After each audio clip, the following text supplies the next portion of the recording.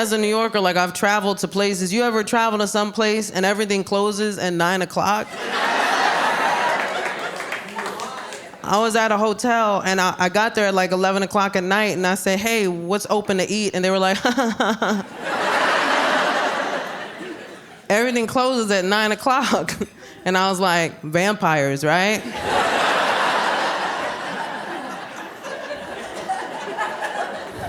That could be the only logical explanation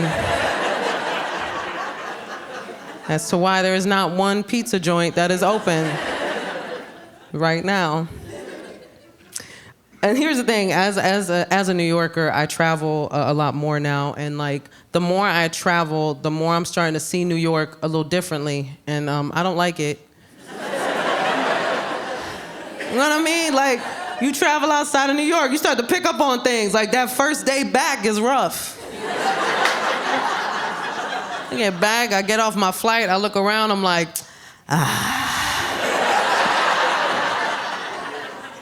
it is kind of nasty.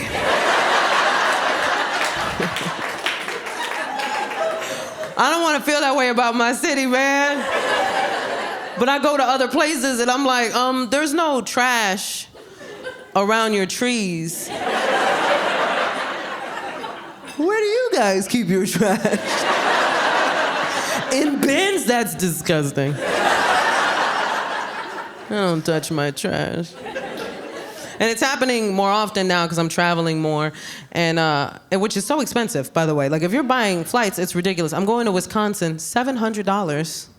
That's what I said, $50 at the most. You know what I'm saying? Like, you should pay me to get on that flight. Like, why?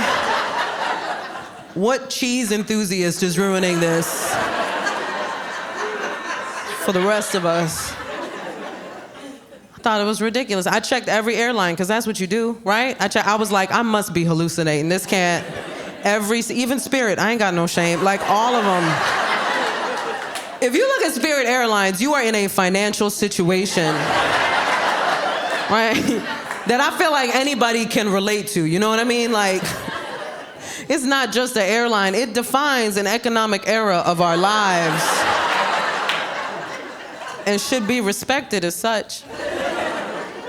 And it's always a bad choice. Look, Spirit is always I'll hit you with the double negative. It's never not a bad choice. You know it is. You know it's a bad choice, because you see the price right there, and you still gotta talk yourself into that flight. Because I saw the price. I was like, woo! $27, that's less than I thought. I started giving myself reasons. I was like, come on now, nobody's hijacking a Spirit plane. Like, you're safe. Even if someone did, every passenger on that flight would be like, you thought you was the only one that bought a gun? Like, you really thought? It's a Spirit Airlines, sir. Nuck if you buck, Hans Gruber.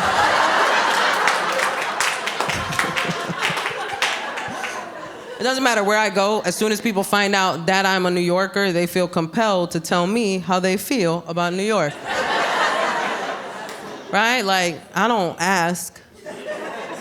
But they always tell me, and it's usually some cliche thing, you know, they'll be like, New Yorkers are mean. And here's the thing, we're not mean, we're aggressively kind. Right? We're very misunderstood. I always tell people, get lost in New York City, the first person that will help you is a New Yorker. Guaranteed. Guaranteed, because we can't stand lost-looking people. Like, we hate your lost-looking faces. I'm not even gonna lie to you. We see them at the, like, right at the subway map, just like, Is it uptown? Is it downtown? What's midtown? Literally the middle.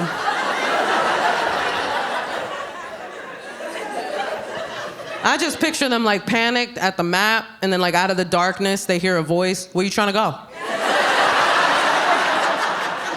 That is one word in New York City. Where you trying to go? No breaks. You've been looking at the map for 5 minutes. Where you trying to go? I'm trying to help you get out of my way. You've been in my way 5 minutes. Look at this map.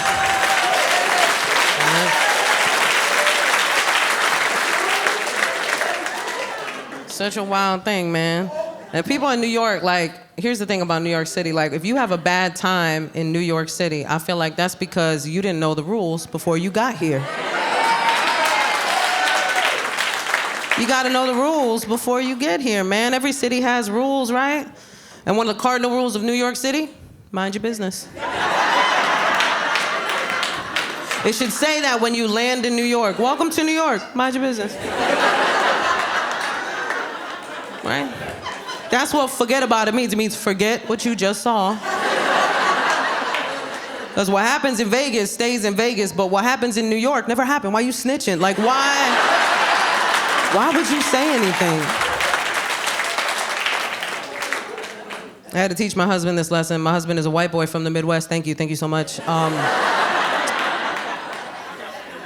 a Puerto Rican girl from the South Bronx, man. Like, hey.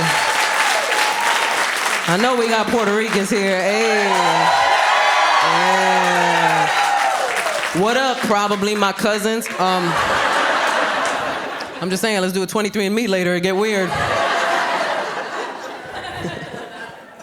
That's the thing, I'm not gonna lie to you. As a Puerto Rican girl from the South Bronx, I didn't think I could bag a white boy from the Midwest. I thought I was too aggressive. Because I don't know how to soft flirt. You know what I mean? Like, you know how some girls can like really cute flirt? Not me. I'm New York aggressive with it. I'd be like, yo, I like you, son.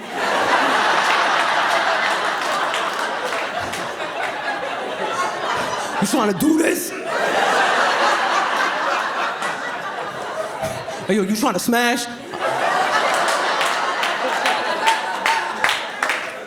Turns out he liked it. He was like, I'm scared, I'm gonna follow her. But I'm not gonna lie to you, man, moving from the Midwest to New York, what a culture shock. I couldn't start him in the South Bronx, you know what I mean? Like, I couldn't. That's not a starter borough, you know what I'm saying? Like, that's...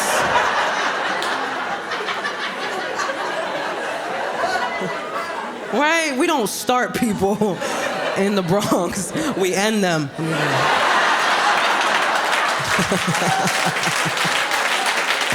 Don't shoot the messenger.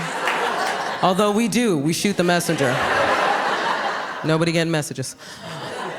But we found a nice starter borough, Astoria, Queens, great starter borough, right?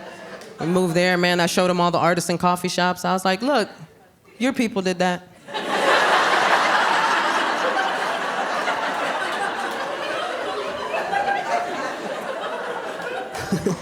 We moved to this nice, quiet neighborhood, or so we thought, till one day we were driving around and a fight broke out in the middle of the street. 2 grown men started beating the crap out of each other. And my sweet Midwestern husband was like, oh no. I should do something.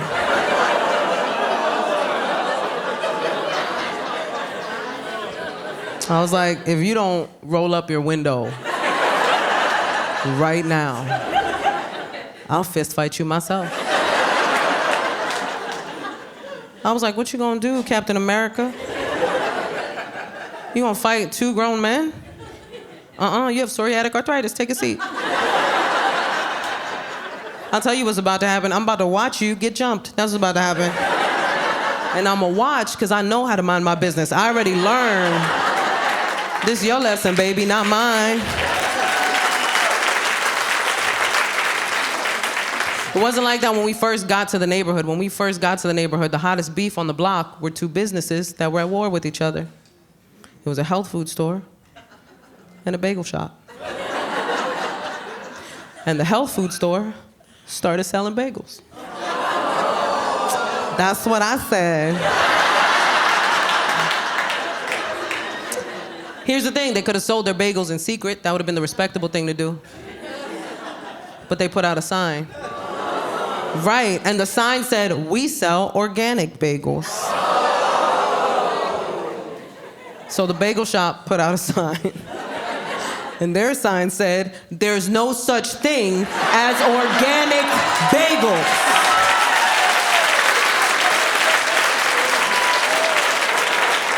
I saw that, I was like, the block is hot.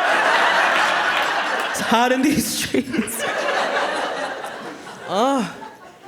My favorite thing is like, people still, no matter how crazy it is in New York, people still want to come to New York. They still want to come. People dream of coming to New York. They always tell me it's my dream of going to New York City. And we know why. New Yorkers, we know why. You want something crazy to happen. You want to see something wild. You want your weird New York story. I always tell them, come. It'll happen. We aim to please. The homeless will always provide. I'm sorry, the unhoused. Cupcake? Cupcake? I don't know. I realized that that's our PC term now, is unhoused. And look, I was an English major in college. I'm down to play with language. Let's do this. But we can talk about unhoused, can't we? It's goofy. I'll tell you why. Number one, that's the same word. You can't convince me otherwise. I have a thesaurus. You ain't gonna lie to me. And two, it sounds worse. Right? Homelessness sounds like a situation that could not have been prevented. Unhoused sounds like somebody just rolled up on them. And was like, I'll be taking this. And no more house for you. The second I heard it, I was like, what an elitist, privileged way of describing a situation, right?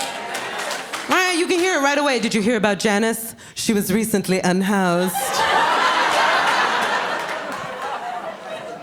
That's the kind of word that is only used to make the speaker of said word feel better about acknowledging a situation they know nothing about.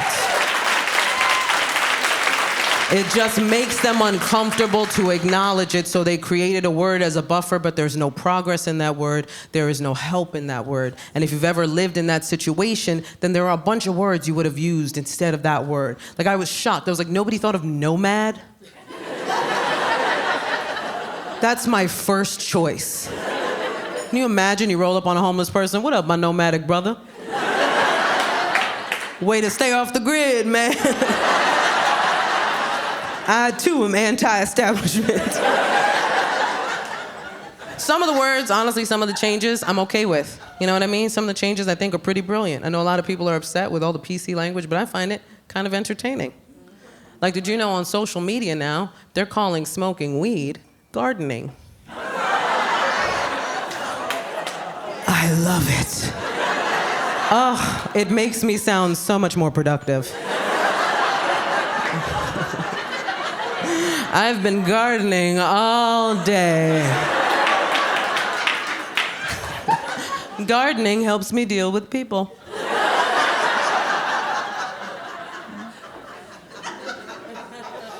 You know, it doesn't matter how crazy New York gets, it's still a vibe. It's still a city that has its energy. Man, when you think about it, even when COVID hit, we were the epicenter. Even COVID came through like, New York is lit. COVID was like, if I can make it here, I can make it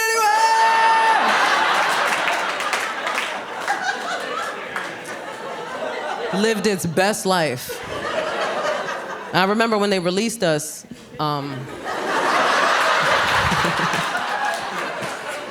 from COVID captivity. We got rid of that 6 feet of personal space day one.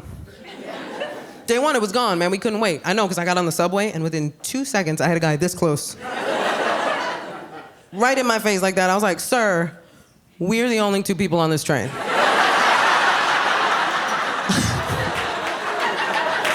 I feel like there's a lot of options you're not taking. But where you trying to go? I thought he was lost for like a second. Maybe he thought I was the map.